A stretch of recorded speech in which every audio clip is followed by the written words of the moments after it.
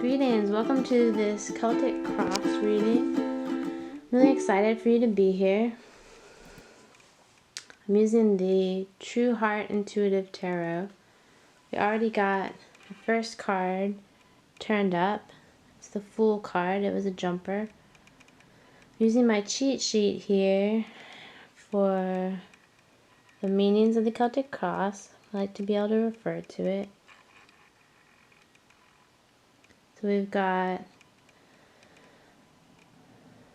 the Fool card, new beginnings, innocence, being naive to a certain extent. Got the Fool card first. This is a general reading to use for you if it resonates with you. Let's see what's crossing the Fool card. Crossing the Fool card is the High Priestess. Wow. Huh. That's interesting. Like the Fool and the High Priestess together. Let me think. The Fool and the High Priestess together. Interesting.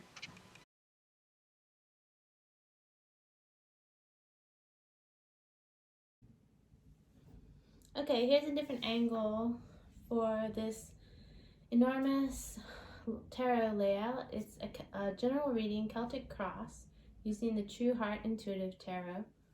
Thanks for being here. I'm like messing around with different camera angles, and yeah. So what we have so far is, in the center is the Fool card. New beginnings, innocence, being naive. And then we have this growth potential. The challenge is to become the High Priestess.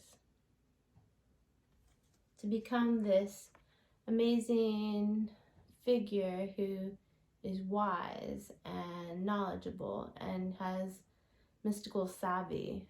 This High Priestess is able to navigate very well. Whereas the new beginner is about to have different challenges in order to build up to becoming the High Priestess. So like I said, I have my cheat sheet here. I like to do conscious and unconscious, future and past, and then we've got steps for moving forward, outside influences, hopes or fears, and possible outcome. So now let's look at consciousness. What's in the conscious? Four of Wands, this idea of celebrating, having these beautiful social gatherings, wanting to have the romance in your life, wanting to have people to celebrate with. That's what's consciously in your mind. Unconscious is the Empress. This Empress card has been coming up a lot recently. So, I see. This has been coming up for me recently. It's like, in what ways do I want to be a pair, or like have that connection and that collaboration socially, and in what ways do I want to be my own Empress who doesn't really need that many people because she's got her own bountiful life. She's got her own inner and outer resources. So that's how I would juxtapose the Four of Wands with the Empress. Now let's look at the future. Wow, the future is this beautiful depiction of the Moon card. That's amazing. It's a beautiful Moon card. That's interesting that would take place in the future. I mean, it definitely goes with the High Priestess card because there's all of that mystery and magic. It's really interesting. Let's see what's in the past. Seven of Swords. This card's a little messed up. There's like deception, someone being devious. So it's like these are some of the challenges that this new beginner is facing as she goes on her journey to become the High Priestess. Ultimately, she will realize her mystery and magic and all this beautiful things within that will lead her to beautiful places without as well. She's got this Empress energy working for her behind the scenes, kind of under the radar. And there's this sense of being social that's more evident. And then something from the past isn't being honest. Like maybe as as this main character, who might be you, as this main character looks backwards, there's something deceiving about the past. That's interesting. Okay, now let's look at steps to move forward, or it says on here advice, but I would call it like the steps you need to take to move forward. It is the Princess of Discs. This is interesting. Princess of Discs. She looks like she's about to plant like a harvest and get the fruits of the harvest. So it's like discs, or pentacles in other words, is the suit of earth.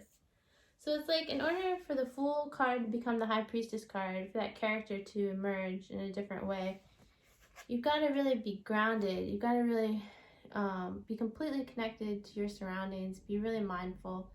You've got to be really grounded. Have a lot of presence where you are. Don't, like, all of these cards are very grounding. I was going to say don't go seeking far away from you what you need. Like the Empress card has this grounding energy. I mean, the Moon has more of a oceanic energy, but the Empress and the Princess of Discs definitely have that really grounding energy. So that's what to go from someone who's naive to becoming the High Priestess, you've got to be grounded. Okay, outside influences. Interesting, the Prince of Wands. Oh, so I think outside is this like pressure to go. See, he's like flying really fast on this, some type of mystical creature. Maybe like a griffin or something. But so there's this pressure or outside influence to leave your real path and to go towards something more exciting, supposedly. But like the Princess of Discs is showing us that you need to stay where you are and stay grounded. Hopes or fears. 9 of Discs. I think so. This would be a hope that everything comes to fruition and everything blossoms the way it should be. This is like a step in the right direction to become the Empress, to become the High Priestess, to have this divine feminine empowerment in your life. And a possible outcome is the Hermit. So the Hermit is able to navigate by her own inner wisdom and her own inner light. This is a really powerful group of cards. I'm really intrigued by what came up. This is really cool. I'm going to do some more Celtic Cross general readings. I'm going to use in the future the Dark Wood Tarot, Lion Strider Tarot, decks like that. So thank you so much for tuning in, and I will see you next time.